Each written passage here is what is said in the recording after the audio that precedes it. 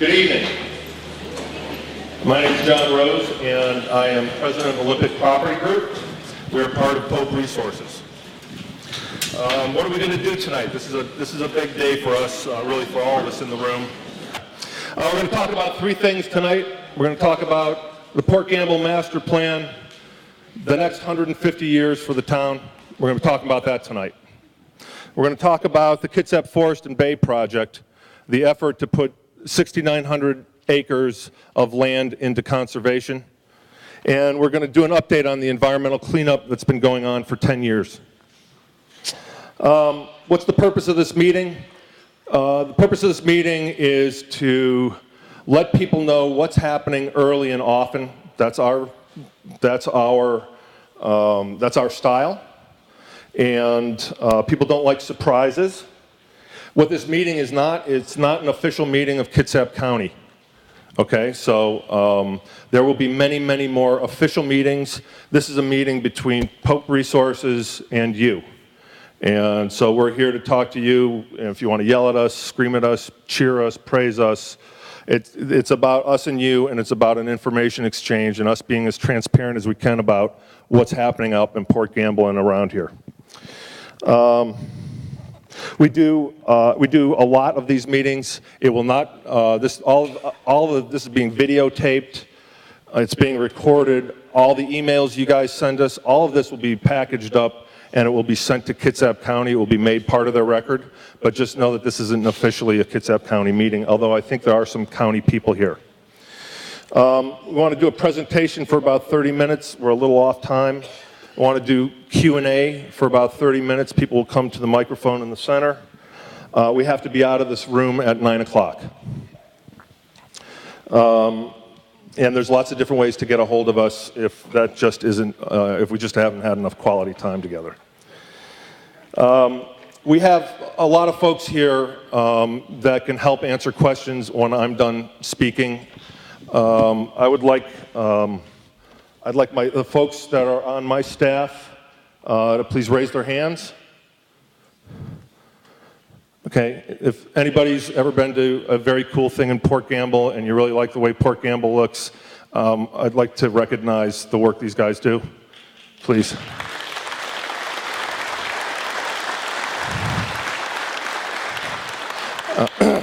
The little town's cute, but it's a pain in the you-know-what sometimes, just like your cutest kid. We also have engineering experts here, folks from Triad and Associates. They are our lead planners. We have civil engineers. We have our land planners from Triad. Al and Jeff are here. And I believe Clay Patmon, who's working from Anchor, who is working with us on the environmental cleanup, is here. Everybody will answer questions here, or we'll get the questions to them after the presentation. You have many ways to make comments. You can grunt, you can write suggestions on the comment cards. There's a piece of paper if you just want to write it down. There's a big piece of butcher paper to write it down. You can go to www.itsyourbackyard.com, and people have been using that and sending in comments. We've been getting all the comments, and that's the other way to get in touch with us. This is not our first meeting.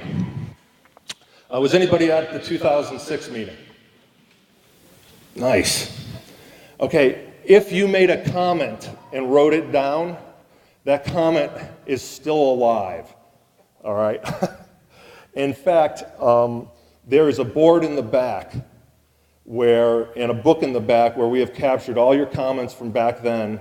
Folks had a plethora of ideas in 2006. You would be surprised how many of those suggestions we've taken. And some of them we actually thought of ourselves, but we just have great minds thinking alike.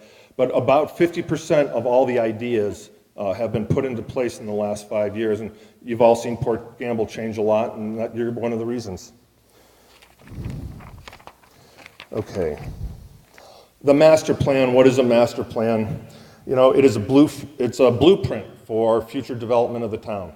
And the purpose of any plan is so that we embark upon orderly development, so that it's well thought out, well planned, and it does not create chaos.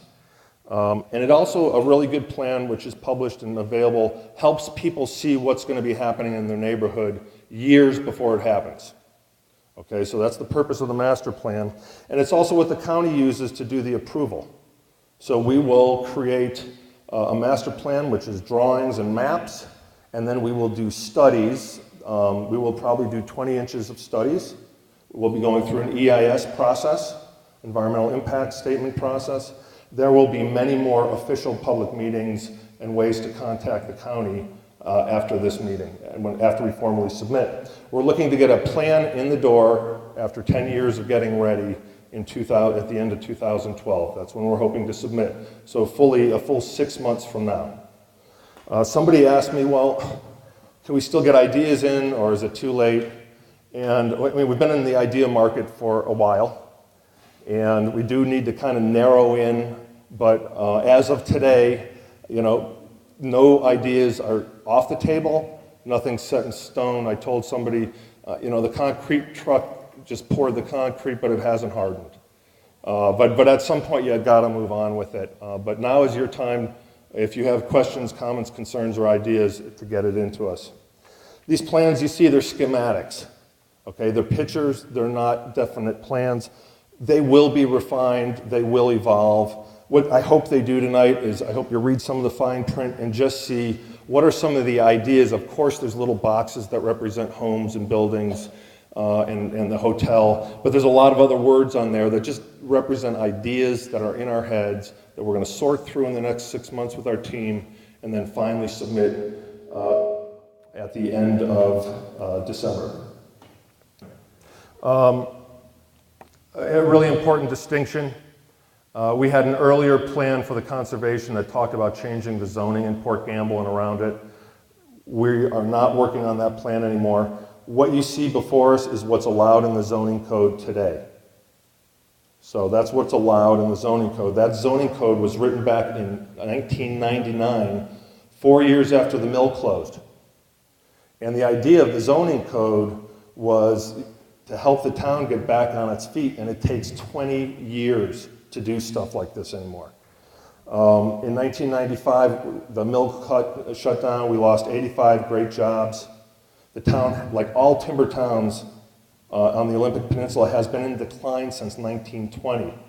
And the point of the zoning code is to allow Port Gamble to go back to its peak development. It doesn't mean it's an exact target we're hitting, but generally to go back to its peak development, which is around the 1920s.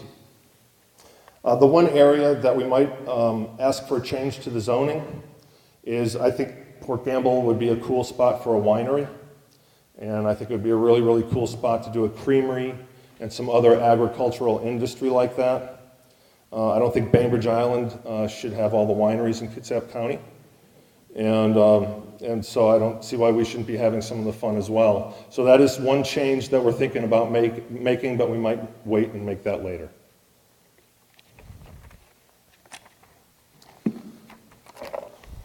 Okay, so what guides when you have your designers in the room and you're thinking of all the ideas and you have a market study and you have all these things that may or may not work?